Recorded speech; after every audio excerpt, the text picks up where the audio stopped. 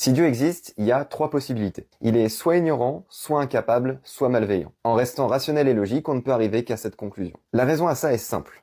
Il existe le mal dans l'univers. Alors aujourd'hui, on va instruire le dossier pour le procès de Dieu.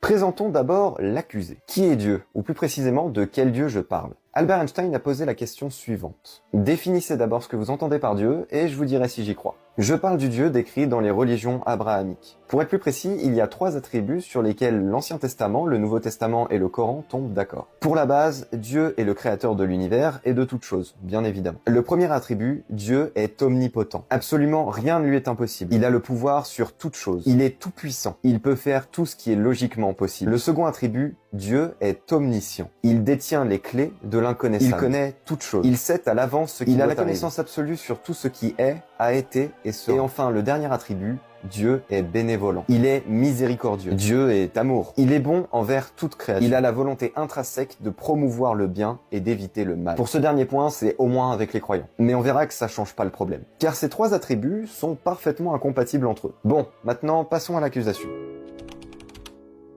Dieu est la source de toute chose, et il a donc créé le mal. C'est de ça dont il est précisément coupable. Mais c'est quoi le mal? Pour faire simple, le mal se réfère à toute chose qui cause des souffrances, des injustices ou des torts, et qui va à l'encontre du bien-être des êtres vivants. Il y a les souffrances que s'infligent les êtres vivants les uns aux autres, dans un monde où les ressources ne sont pas abondantes. Les individus sont forcés de se faire du tort, avec plus ou moins de malice, pour subvenir à leurs besoins primaires. Est-ce qu'il n'y aurait pas pu y avoir de l'abondance infinie pour tout le monde? Mais il y a aussi les souffrances infligées par l'univers lui-même, les catastrophes naturelles dévastatrices, ou les maladies qui portent atteinte à la vie de très jeunes enfants encore innocents. Est-ce que Dieu aurait pas pu faire un monde dépourvu de malheur sur lesquels l'humain n'a pas d'emprise? Parce que tout ça, ça touche les croyants et les non-croyants sans aucune forme de discrimination. Voici donc les arguments à charge contre Dieu pour l'accusation suivante. S'il est omnipotent et omniscient, alors il est malveillant. S'il est bienveillant, il est soit ignorant, soit trop faible pour un dieu. Les promesses des religions abrahamiques ont pas l'air d'être tenues. Maintenant, vous pouvez être convaincu d'une chose. Tous les arguments que vous pourriez énoncer pour justifier le mal revient directement à affaiblir l'un des trois attributs divins fondamentaux. Maintenant qu'on a vu l'accusation, passons donc en revue les principaux arguments pour la défense de Dieu.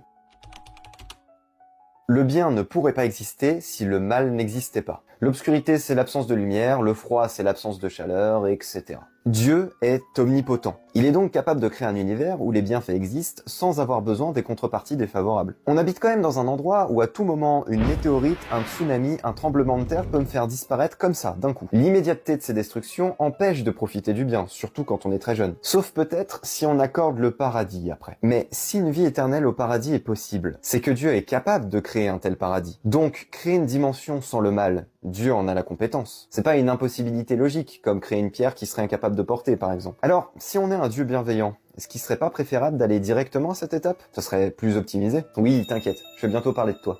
Tiens, petite variante du premier argument. Dieu ne fait que le bien, c'est les hommes qui font le mal. Raté. Les catastrophes naturelles et les virus existaient bien avant l'être humain. Genre, bien avant. Alors, autre argument. Le mal est une conception humaine, c'est subjectif. Alors déjà, pas vraiment. Dans les religions, les notions de bien et de mal sont censées être objectives. Mais quand bien même, Dieu nous a créés avec la capacité de ressentir la souffrance. Et c'est ça qu'on qualifie de mal. Alors, même si c'est un concept purement humain, bah ça reste désagréable. Et désagréable, c'est un euphémisme. Et dispensable. Ça c'est un fait. Dieu omnipotent, tout ça. Oui, t'inquiète, ça vient. Alors, autre argument. On ne peut pas comprendre en tant qu'humain la volonté de Dieu. Ses voies sont impénétrables. Ouais, effectivement, ce paradoxe existe parce qu'on n'a rien compris à son plan. De deux choses l'une. Soit effectivement parce que le plan est débile et contradictoire, soit parce que Dieu est doté d'une intelligence supérieure. Quoi qu'il en soit, son plan implique nécessairement qu'on comprenne rien. Sinon, on comprendrait, car du haut de sa toute-puissance, il aurait pu nous expliquer. Donc, si la foi en un Dieu théiste semble complètement irrationnelle et illogique, ça fait partie du plan. Même si ça implique des potentielles souffrances éternelles en enfer. Parce que pour toute bonne religion, il est primordial de croire sans comprendre. T'es vraiment impatient, c'est pas possible. Soit dit en passant, ce genre d'argument fonctionne pour n'importe quelle croyance, même les plus absurdes. Parce que si on ne croit pas aveuglément,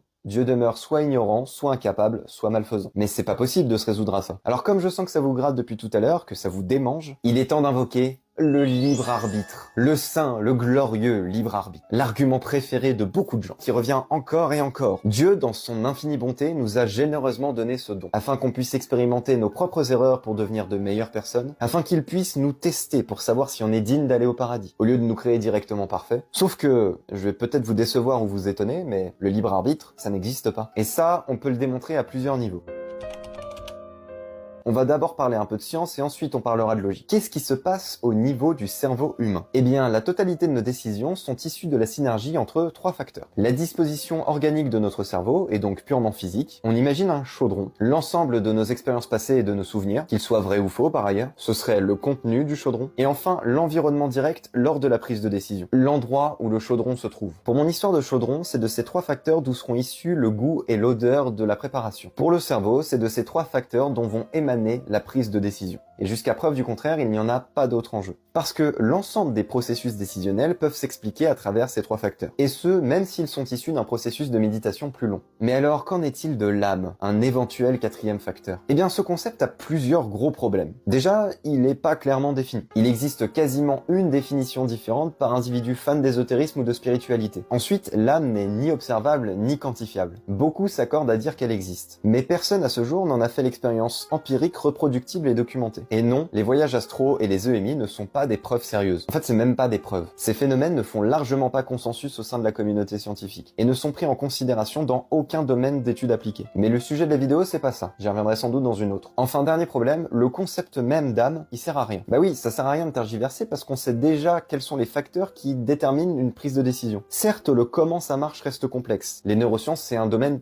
palpitant. Mais les facteurs, on les connaît. Alors rajouter un quatrième facteur qui n'a aucun fondement, ça sert à rien. Mis à part peut-être se rassurer sur une réalité qui semble froide, alors que pas du tout en vrai, mais c'est un autre débat. Il y a cependant une autre discussion importante, c'est celle de la responsabilité individuelle. Car oui, avec cette vision des choses, personne n'est en soi responsable de rien. C'est pour ça qu'à mon sens, la justice et la politique ont pour rôle l'orientation et la régulation des sociétés, pour garantir autant que possible un bien-être commun collectif. Mais je pense pas que ça doit être une histoire de punition. Mais tout ça, ça change pas le problème. C'est pas parce que la responsabilité individuelle dans l'absolu n'existe pas que le libre arbitre existe nécessairement. Bref, revenons à nos moutons et dézoomons un peu.